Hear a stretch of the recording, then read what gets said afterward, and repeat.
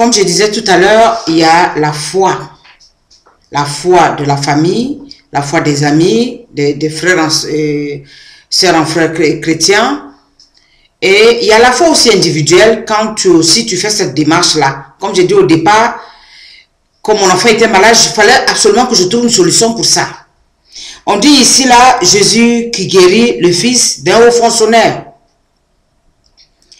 Dans le livre de Jean, on a vu que ce haut fonctionnaire-là était vraiment dans la merde. Qu'est-ce qu'il faut faire? Il a appris que Jésus revenait en Cana, en Galilée, là où Jésus avait fait le premier miracle, dans les noces de Cana. Il a appris et il est venu. Il a rencontré Jésus, il a dit à Jésus, je voudrais que vous veniez chez moi, parce que mon enfant ne se porte pas bien.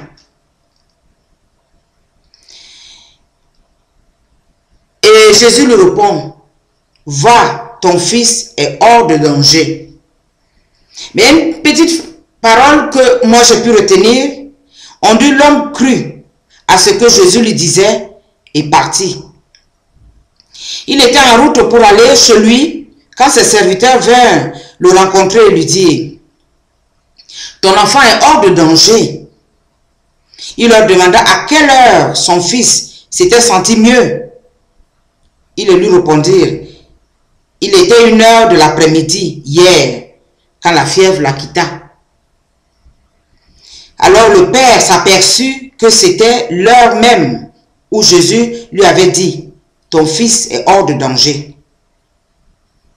Et lui et toute sa famille crurent en Jésus. C'est ça qui est le plus important. Derrière cette personne, le Seigneur, moi je dis Jésus, c'est un vrai marketing. Et quand il pose un acte, il sait que derrière, il y a toute une foule qui va bénéficier. Parce qu'il est venu pour ça, amener la plupart des hommes, une très grande population, pour croire en Dieu. Alors, croire à ce Dieu unique, croire à ce Dieu vivant, qui peut nous donner tout. C'est ça sa mission. Et connaître qui est le vrai Dieu. Parce que dans ce monde, on a tellement beaucoup de dieux. Tout le monde dit, j'adore mon Dieu. Mais Jésus voulait nous faire centrer dans l'essentiel. Alors quand il guérit, par exemple, une personne, j'ai dit tout à l'heure, il a voulu que la famille se réconcilie. Et à travers la guérison de ce monsieur, toute la famille s'est convertie. On dit, c'est le haut fonctionnaire, quand Jésus lui a dit, va, ton enfant est guéri. Il est parti, il a cru. On dit qu'il a cru. D'abord, lui, il a cru. Il est parti, il ne voyait pas encore son enfant, il n'avait pas les nouvelles encore. Et sur la route, on vient le rencontrer en disant, ton fils est hors de danger. Il a demandé à quel moment pour être sûr, parce que nous sommes des êtres humains, on a envie d'avoir une confirmation. Quand on lui a donné cette confirmation-là, alors il s'est tourné et sa famille et lui-même, ils ont cru en Dieu. Ils ont cru à son fils qu'il a envoyé, afin que l'homme puisse voir ce qui est la vraie vie. Parce que le fait, c'est pas seulement, comme j'ai dit, ce n'est pas seulement la guérison qui compte. Mais ce qui compte en Dieu, c'est de nous ramener vers lui. C'est pour cela qu'il a envoyé Jésus. Jésus dit, je suis le bon berger. Mais il y a beaucoup de brebis qui sont hors de l'enclos. Je suis venu les prendre pour les mettre dans l'enclos. Afin que tous ensemble, nous puissions tous louer notre Père qui nous a créés. C'est la mission première de Jésus. Mais dans cette mission, il veut aussi que l'homme soit bien. Il ne veut pas que l'homme soit à terre. Alors, il guérit la personne pour que la personne soit debout afin de continuer sa vie. Frères et sœurs, vous qui êtes encore malades aujourd'hui et que vous êtes dans l'incrédulité, parce que quand quelqu'un vient prier pour vous et après vous dites, oh, ma maladie est trop grave, je ne suis pas trop sûr que peut-être il y a quelque chose qui va se passer. On n'a pas dit de ne pas mettre sa confiance au médecin qui te suit. Mais moi, je vous dis, le médecin n'est qu'un instrument que le Seigneur utilise. Mais il arrive à un certain moment, le médecin met à court d'idées, il ne sait plus quel traitement il doit te donner. Ni quel traitement donner à ton proche ou bien à ton enfant. Il faut maintenant appeler le médecin par excellence. Par la puissance du Saint-Esprit, ce médecin qui te suit va t'éclairer. Alors si ce n'est pas possible aussi, il ne faut pas baisser les bras en disant on a dit que je dois mourir.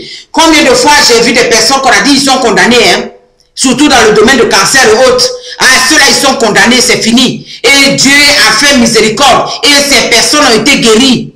Aujourd'hui, la médecine progresse, c'est vrai. Mais Dieu, il est au-dessus de la médecine. C'est Dieu qui donne sa faveur et que la personne reçoit la guérison.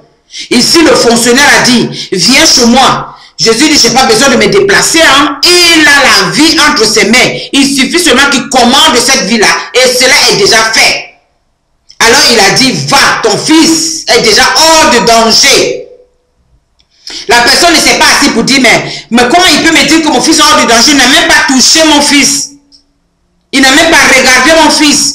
Mais la personne, comme il a entendu ce que Jésus a fait, il a vu ce que Jésus a fait à Cana, au moment des noces de Cana, il a entendu aussi tout ce que Jésus a fait, il a guéri des gens, il a dit, s'il a dit ça, c'est que mon fils est vraiment hors de danger. Il a pris sa route, il est parti. Quand je finis souvent de prier pour les malades, la fin de la prière, je lève toujours mes mains vers le Seigneur pour le remercier déjà. Je le remercie parce que cette personne, pour moi, j'ai fait déjà l'œuvre qu'il m'a dit de faire. J'ai imposé les mains à ce malade-là. J'ai déjà proclamé la victoire de Jésus-Christ sur ce malade. Alors maintenant, je lève mes mains pour dire, mon Dieu, merci déjà. Tu as déjà guéri cette personne. Merci déjà parce que cette personne retrouve déjà la liberté. Merci déjà parce que cette personne retrouve déjà la guérison. Maintenant, la personne à qui je confesse cela doit être en union avec moi pour croire déjà à ça. Il y a des moments quand je regarde, j'ouvre les yeux, je regarde la personne. L'incrédulité a enveloppé le cœur de cette personne. Il se dit, mais qu'est-ce que cette personne est en train de faire? Moi, les médecins ont dit que pour moi, est fini. Mais c'est que je bénis le nom de mon Dieu. Parce que quand je vois cette personne et suis incrédule, au fond de mon cœur, je dis, Seigneur, fais le miracle que tu as fait devant le tombeau de Lazare. Tu as dit, Père, je ne te prie pas parce que je connais ce que tu fais quand je te demande. Mais je te prie aujourd'hui parce que ceux qui sont autour de moi, qui ne croient pas, je veux que ces personnes-là croient que c'est toi qui m'as véritablement envoyé. Alors maintenant, fais le miracle. On dit, il a dit seulement, Lazare sort du tombeau et Lazare est sorti. On dit lié, puisque dans la tradition juive, on ligote un peu le malade, le mort pour le mettre dans la tombe. Alors, Lazare est sorti, il a dit, déliez-le. Il est vraiment vivant, déliez-le. Alors, nous voulons souvent, Seigneur, dans nos missions, nous voulons, Seigneur, souvent je dis au Seigneur, tu as vu l'esprit d'incrédulité que ce malade-là a, s'il te plaît, c'est à ton nom que je suis venu prier pour ce malade-là. Fais en sorte que quand je serai parti, que ton nom soit glorifié dans sa bouche. Parce qu'il va voir la différence entre ce que les hommes nous disent et ce que toi, tu as déjà planifié pour lui. Ah, mais en général, je vous dis la vérité, comme la Bible nous dit, Dieu confirme toujours la parole de ses envoyés. Il y a toujours un bon feedback qui vient.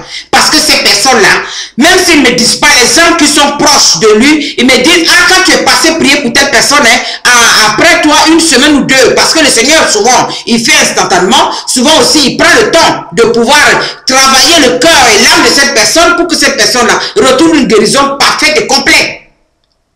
Alors souvent, les personnes me disent, mais la personne s'est sentie mieux. Je dis, tant mieux. L'essentiel, c'est que cette personne reconnaisse que Dieu est vrai. Et il est vivant. Et Jésus-Christ est venu pour établir l'homme. Jésus-Christ a guéri les 10 lépreux. Il n'y a eu qu'un seul qui est venu lui dire merci. Il a demandé, mais vous avez été guéri? Ils disent non, mais où est l'autre? Où sont les autres? Où sont partis où? Il y a des gens qui ne sont pas reconnaissants. Mais ce n'est pas ça qui est le plus important. Le plus important, c'est que le Christ soit annoncé à travers l'épreuve que cette personne traverse. Parce que la maladie, c'est une épreuve. Alors, frères et sœurs, vous qui avez la mission de prier pour les malades, il ne faut pas cataloguer un malade, même s'il a été un tueur professionnel et qu'il est malade, que Dieu te pousse d'aller prier pour lui. Dis-lui ce qu'il a fait et qu'il se confesse cela. Et s'il demande pardon au Seigneur, alors impose-lui les mains. Dieu seul fera le reste. C'est lui qui juge. Je bénis le nom du Seigneur aujourd'hui pour tous ces malades qui reçoivent cette guérison-là. Que le nom du Seigneur soit béni. Parce que je sais que beaucoup de personnes attendent cela. Mais croyez à la guérison du Christ. Il est venu guérir les malades. Il est venu nous relever. Il est venu dire, mettez-vous debout. Alors, il peut nous guérir. Il va nous guérir. Il doit nous guérir. Il nous aime. Alors maintenant, faites-lui confiance. Quand on vient prier pour vous, ouvrez vos cœurs pour que la miséricorde inonde votre vie afin de recevoir le Christ, le vrai médecin, et il va vous guérir. Que la gloire de Dieu vous inonde, vous qui êtes malades dans les hôpitaux, abandonnés dans les maisons, et que le Seigneur vous amène des gens qui vont vous prêcher la bonne nouvelle de la vie, et vous allez avoir cette vie-là, car Dieu, il est fidèle, car Dieu, il est amour, car Dieu aime l'homme.